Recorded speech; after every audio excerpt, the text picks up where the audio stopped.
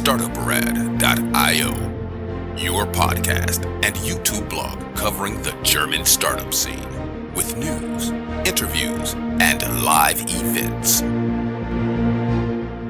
Hello and welcome everybody. This is Joe from Startuprad.io, the authority on German, Swiss and Austrian startups. Today we take you inside the 2025 coalition agreement between Germany's two biggest parties, the SPD, the party of soon-to-be former Chancellor Olaf Scholz and former Chancellor Gerhard Schröder, and the CDU, the party of Helmut Kohl, Angela Merkel and soon-to-be Chancellor Friedrich Merz.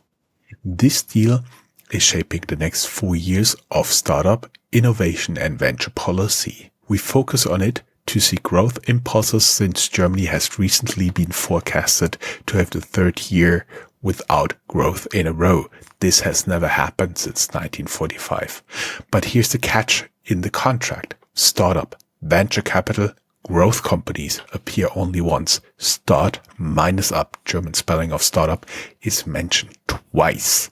The German word for founding, meaning Gründung, founding a company, appears 20 times, but not always in reference to entrepreneurship. For example, founding a family, founding of local initiatives, and so on. One should expect more in a 185-page document laying out the likely future policy for Germany. Meanwhile, innovation is mentioned 126 times. That says a lot. And many of these promises come with a critical footnote. They're subject to a Finanzierungsvorbehalt, wonderful German word, a funding reservation clause. In plain English, lots of good intentions, but only if the money shows up. So in this episode, we'll go deep how the coalition views innovation, what's missing for the startup scene, and why Germany risks falling behind unless it lines us with execution. Special note, a numerical target finally. I asked my assistant to make a pie chart of everything that's going on here in the 185 pages document, and actually gesellschaftlicher Zusammenhalt, social cohesion, Arbeit und Soziales, work and social dominate by far. Social cohesion makes up around 21% of the document and work and social a little bit over 19%. Growth, innovation and wealth, Wachstum, Innovation und Wohlstand, which includes startups, account for just 13%. Digitization and media, crucial for the startup ecosystem, account only for 5%. Here's another structural insight worth noting. All startup relevant content only begins on page 139 of a 185-page document. Within the relevant chapter, there's a focus heavy on digitization in existing industries. Think Industry 4.0, top-tier academic research, and general infrastructure. Germany declares it wants to become the #1 digital growth company, but that ambition is buried deep after sections of industrial digitization. Even crucial themes like cybersecurity, cloud, and big data are reduced to a single paragraph. When startups finally get their moment, the topics include startup networks, internationalization, the Gründerzeit Proposal, more about that later, crowdfunding support, improved stock option models, and standardized founders' contracts. There's also the conceptual idea of Markt 2.0, Market 2.0, a potential new segment to encourage IPOs, but only mentioned in passing and comes without any structural or legal details. I'm sure many listeners still remember the Neuer Markt, the new market. Maybe the policymakers have learned. Let's give you a short recap about that. Launched 1996 by Deutsche Börse as a competitor of Nasdaq, listed at its peaks 300 companies and drew massive hype here in Germany, especially from retail investors. With the dot-com bubble burst, the segment lost massively, many companies disappeared, and the segment was officially shut down in 2003, so it didn't survive the dot-com bubble burst. Note that there are partial different segments at Deutsche Börse right now, but since 2003, a real one-to-one competitor of Nasdaq is missing. So what's missing? A talent strategy beyond requalification, no visas, no global talent attraction framework, and little to no detail on startup scaling mechanisms, a really crucial point here in Europe. A coalition of innovation or just a word? The SPD-CDU coalition agreement claims to prioritize innovation, and indeed innovation appears more than 100 times. But the real question is, what does the innovation actually mean? You'll find it linked to everything: climate, education, transportation, health tech, public administration, but you won't find a corresponding framework, timeline, or KPIs. The term is used as a strategic umbrella without a strategic spine. There's talk of innovation districts and a push to establish new regional clusters, but we've heard that before. The absence of targeted mechanisms like procurement reforms to favor new tech solutions or government-backed test beds for startups shows lack of operational muscle. Compare it to the 2021 coalition agreement, which had an explicit startup strategy. This 2021 called for regulatory sandboxes and even committed to better stock option taxation. That earlier document also helped catalyze the launch of Zukunftsfonds, a 10 billion vehicle to back growth stage funding in Germany. The government also stated that the now delayed WIN initiative channeling 12 billion euro into the startup scene until 2030.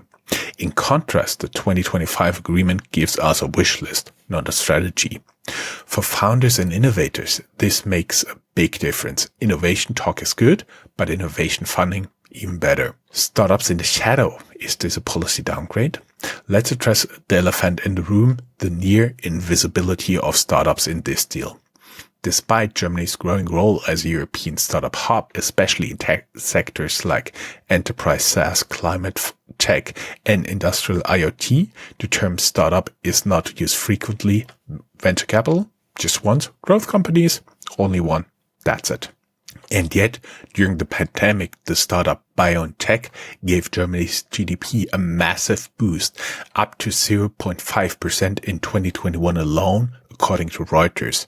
Germany, the world's third largest economy at the time, benefited more from a single startup than from many traditional stimulus tools. Still, that kind of impact doesn't seem to have inspired great attention. The only tangible mention, a vague nod towards the potential introduction of a venture capital law, which, while potentially valuable, lacks substance, deadlines, or funding commitments.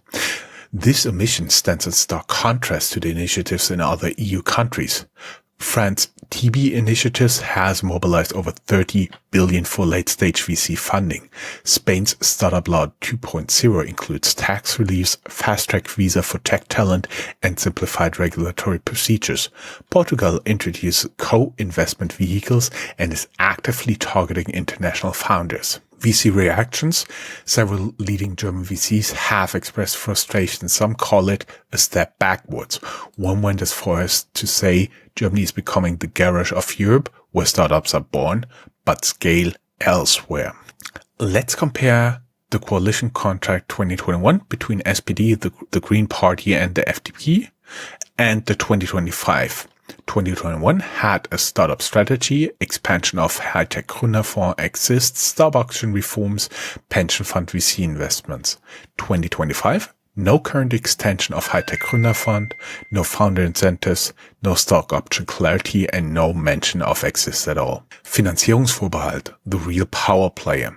Let's talk about a recurring red flag, Finanzierungsvorbehalt.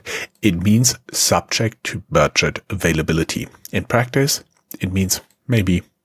Nearly every initiative, no matter how visionary, whether it's around quantum computing, green hydrogen, or AI clusters, comes with a budgetary disclaimer.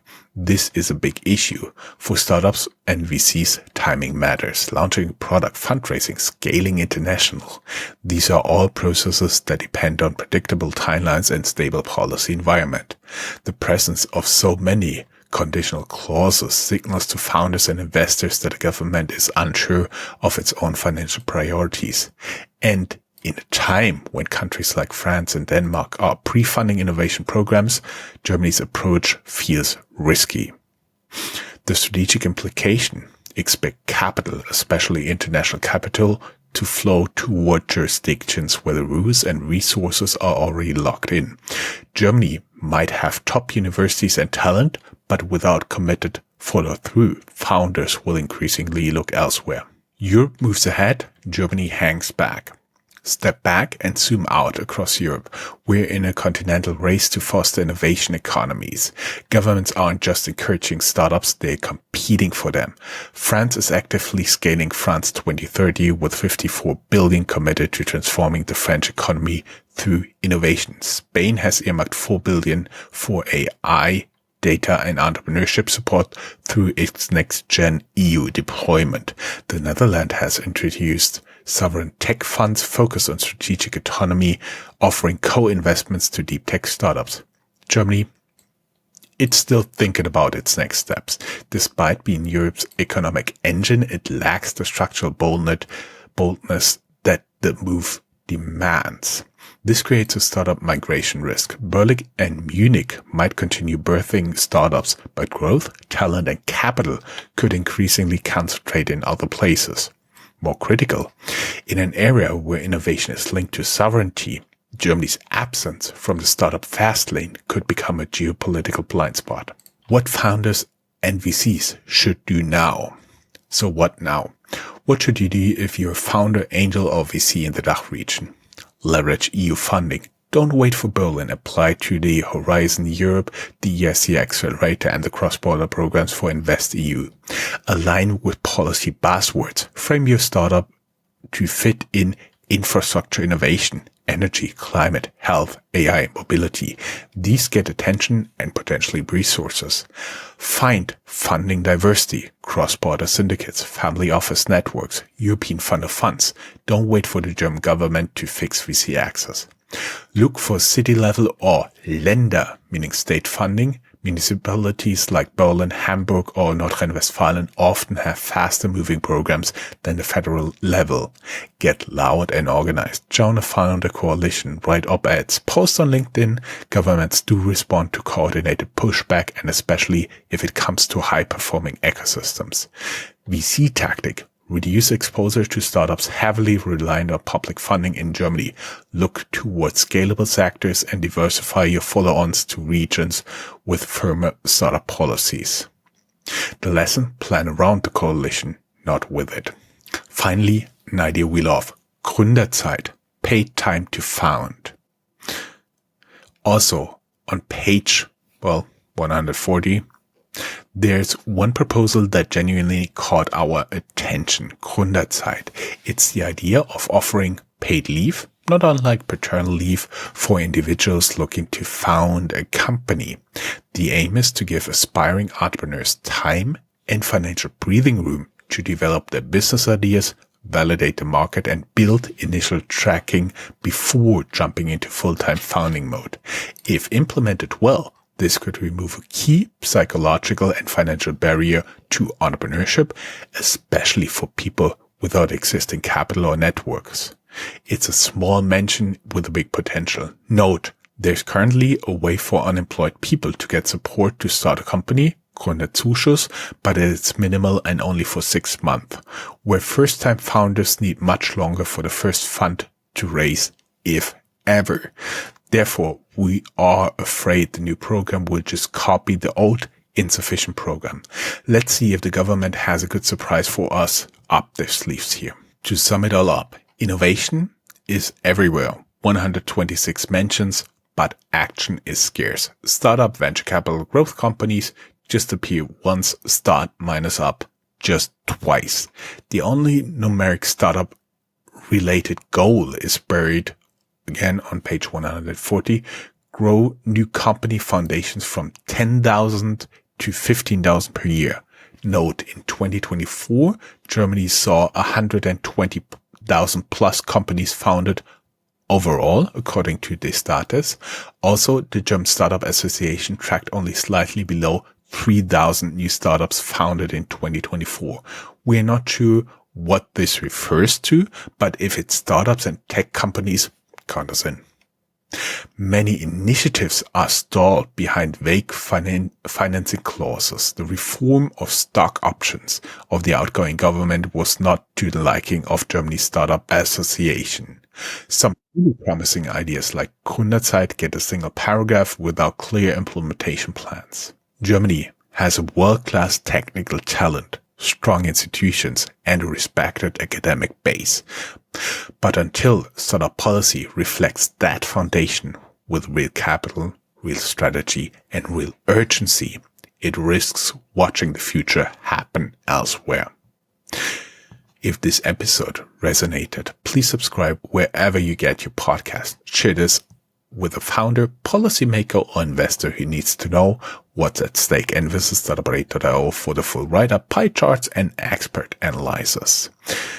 Until next time, stay sharp, stay bold, and keep building smart. This has been Joe from Startuprad.io, your insider pass to what matters in DACH, tech, venture, and startups. That's all, folks.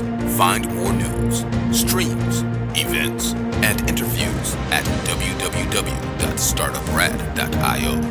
Remember, sharing is caring.